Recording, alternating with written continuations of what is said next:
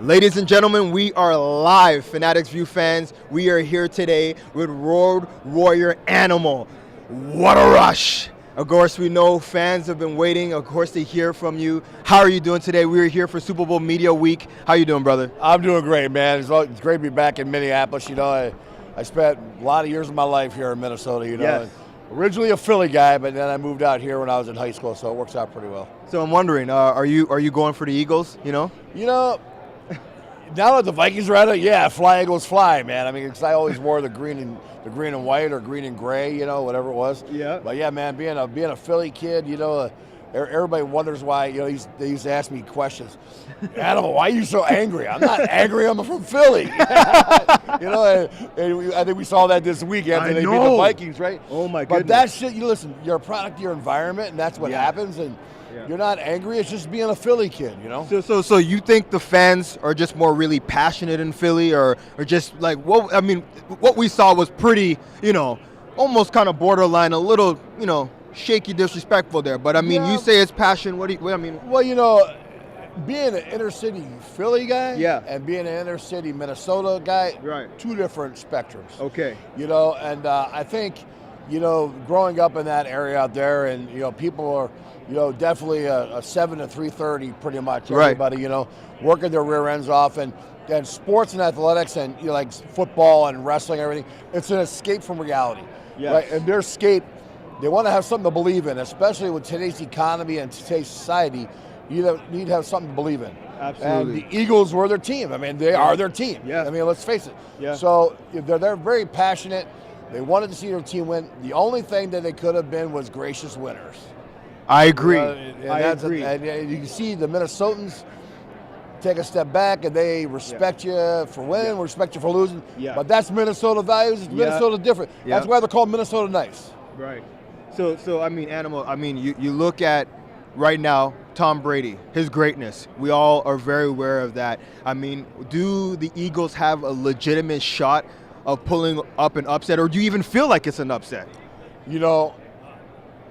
I think if Nick Foles plays the way he did against Minnesota, they got a great chance. Okay. Because Nick Foles played out of his head the last game, man. Unreal. And it seems like he gets more comfortable every game. His stock rises, Yeah. And I think that's going to be good. Listen, I know what it takes to be Tom Brady's the man. And when I do a lot of interviews, I tell people, hey, don't get mad at me. I'm the Tom Brady of my business. Yeah. And so to me, that's a compliment, man, because I really respect what it takes to reach that pinnacle of success. You know what I mean? So exactly. Tom Brady, listen, he's going to go down in history as the greatest of all time. You heard it. We look at you guys. For wrestling fans that even know the history and background, one of the greatest tag teams of all time. In my honest opinion, going back to your WWE days, how do you still watch the WWE? Are you involved in it in any way like that? I actually was at Bar Luchador in the city of bar here in Minneapolis called Bar Luchador. Yeah. And I actually watched the Royal Rumble last night. Oh yeah. And man, the women tore it apart, man. The women's Royal Rumble was phenomenal. I'm telling you, right? It was great, man. Osaka won, and then Nakamura won for the men. Yeah. So it was really a great show in that aspect, and new heights in the women's wrestling business, Yeah. But I follow it now because I have my podcast, my Oh What a Rush podcast on STL Podcast Network. Check that out, fans. Check that out. And it's growing by numbers, by the thousands per week, which is really nice. And it's great for me to give back to the fans that way. I do Comic-Cons all over the world, really. Yeah. I've been in Japan, and I've been in, the UK quite a bit. Yeah. I've done the big Manchester, England one, the big London, England Comic-Con, the one in Manhattan. Yep. So I do a lot of that stuff there, and I do personal appearances all around the country and speaking engagements. So I get around. I get to give back to the fans quite a bit, which is cool. So can we see you in Toronto soon? Bro, I would love to come back to Canada. I love Toronto. Amazing. I did a sitcom up there with Lyle Alzado called Learning the Ropes. Okay. Remember that? Yes. It was out of Toronto we did it, man. That's where we did it, man. It was filmed there. It was on NBC LA, for a while. So it was a great sitcom, and the late Lyle Alzado did it with Hawk and I, and it was really fun to do it up there, man. I love Canada because, hey, I'm a Minnesotan right Yeah. now. You're right next to Canada. Yeah, it's so just as cold. You can't get any colder than it is here. Yeah, I know. So I mean, you mentioned to me earlier that you're going to be working with Eric Bischoff on some things as well. I mean, and some other WWE people, maybe some ex-WCW guys as well. Shed a little bit of light on that. Well, there's a network they're getting ready to start up here, and Bruce Pritchard's a part of it, and myself and Eric Bischoff's going to be one of it. All of us are going to have podcasts. There's 4 major entities on there. Yeah. And Conrad's the guy that's doing it, and he's well known in the podcast industry. And so we're getting together to do that, man. It's going to be growing like crazy. Yeah. It's I just love doing the podcast stuff, man, because I get to relive my old matches. I mean, I've been in 6,000 matches. So I can't remember them all, but it's good to watch film, study that match, remember what you did. Yeah. Because Hawk and I have been in some really crazy stuff, from scaffold matches, Tower of Doom, War Games, the whole bit, man. 90,000 people at Wembley Stadium in London, so wrestled at Toronto Dome. So it's all been good stuff. I know.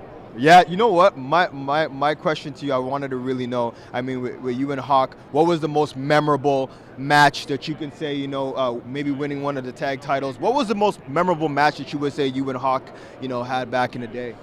I think when we first went to WWF. Yeah. And we wrestled the Nasty Boys at Madison Square Garden. Oh, yeah. And we won the WWF Championship. Yep. That was the first time we culminated at the top 3 companies. Yes. AWA, WCW, and WWF belts, man. That Yep. was a heck of an accomplishment for us. Yep. And it'll never be done again in the history of wrestling, and so that was pretty cool. Also, though, Hawk and I were made Mad Hatters in Calgary. We had our face painted with Stetsons on, bro. And let me tell you how crazy that was, man. So, and the Wrestle of the Heart Foundation. Yes. The British Bulldog, Bret Hart, and then Owen Hart too. Yes. And that was great, man. Amazing. And Owen Hart was in the 2 matches too at the time. But that was a tremendous thing because the Hearts are phenomenal, right? Absolutely. In Calgary, they're huge in Calgary. Listen, man, Listen, Canada's got some great wrestling. My biggest thing is I don't get up to Canada enough, man. Any Canadian promoters listen to this, I want to get to Canada. Okay.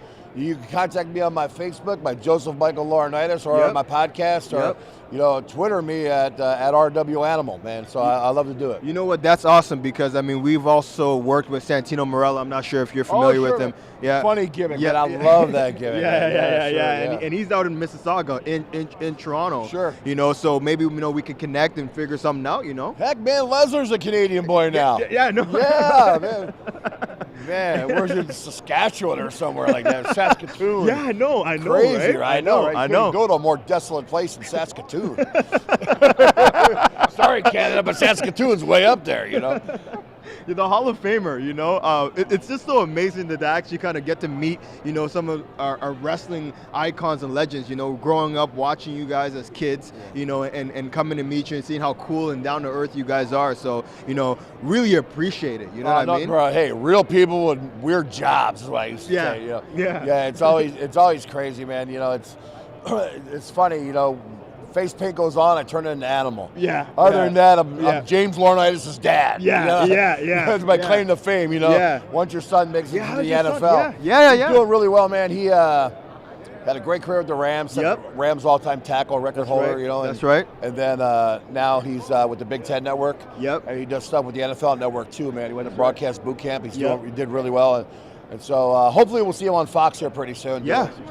I mean, he's got a great dad to look up to. I mean, that's great, and you're pushing him. So that's awesome. Good kid, good values, man. There you go. I mean, guys, we got to check out What a Rush podcast. Animal here with us with Fanatics View. It was a pleasure of having you. I hope the Eagles pull it out for you in Philly and everything. And all the best to you, brother. Thank you, man. Hey, like Hawk said, oh, what a rush! There you go, man.